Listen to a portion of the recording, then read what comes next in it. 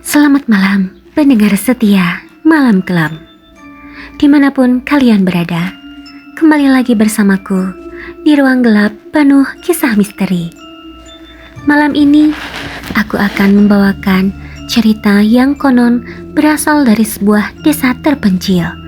Kisah tentang sumur tua yang tak lagi dipakai, tapi masih menyimpan sesuatu yang tak pernah mati. Jadi, siapkan dirimu, kunci pintu rapat-rapat, matikan lampu, dan dengarkan baik-baik. Karena inilah kisah kembalinya sosok genderuwo penunggu sumur tua di belakang rumah. Sebelum aku lanjut ke ceritanya, jangan lupa dukung channel aku dengan klik like, komen, share, dan subscribe, dan nyalakan pula notifikasinya.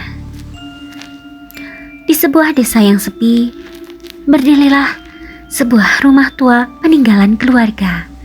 Rumah itu diwarisi oleh seorang pria bernama Adi.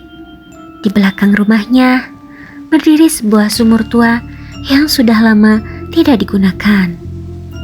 Orang-orang sekitar percaya bahwa sumur itu adalah sarang makhluk gaib. Makhluk besar berbulu lebat, berwajah menyeramkan, yang disebut genderuwo. Awalnya, Adi menganggap semua itu hanya cerita orang kampung untuk menakut-nakuti anak kecil. Sampai suatu malam, listrik rumahnya padam.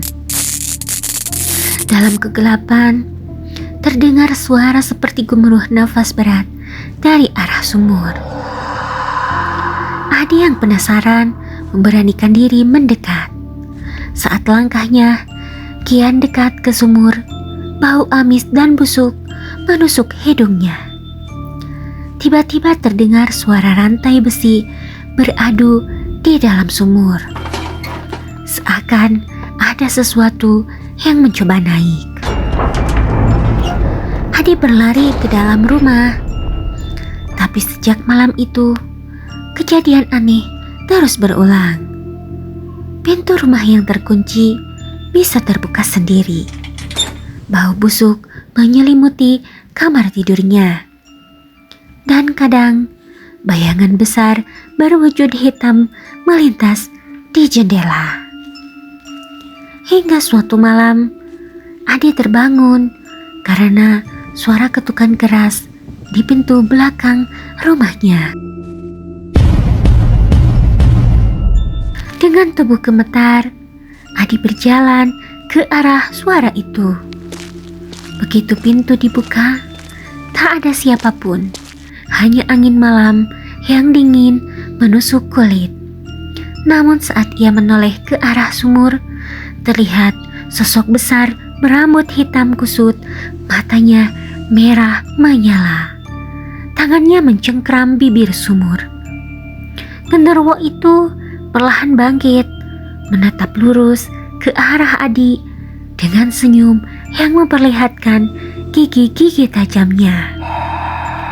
Adi ingin berlari, tapi tubuhnya terkunci, tak bisa bergerak.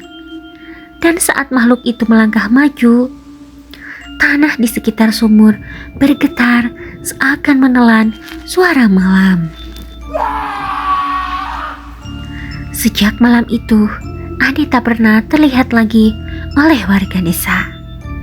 Hanya sumur tua di belakang rumah yang kini terasa semakin angker. Kadang, orang yang lewat di malam hari bersumpah mendengar suara erangan berat dan melihat bayangan besar berdiri di bibir sungai, menunggu mangsa berikutnya. Pendengar malam, setiap kisah punya cerita, tapi tidak dengar teror sumur tua itu. Hingga kini masih ada yang bersumpah mendengar erangan berat dan bayangan besar berdiri di sumur, menunggu. Jangan pernah lengah, karena apa yang kau anggap dongeng bisa saja muncul di depan matamu. Sampai jumpa di malam kelam berikutnya, di mana kita akan kembali bertemu dalam kegelapan. Jangan lupa like, comment, share, dan subscribe untuk kalian yang suka dengan channelku. Dan jangan lupa untuk kalian yang punya cerita, kisah horor, bisa kalian share ke teman-teman kalian. Bisa kalian share kepadaku agar aku nanti bicara, agar aku nanti ceritakan kepada teman-teman semuanya. Terima kasih.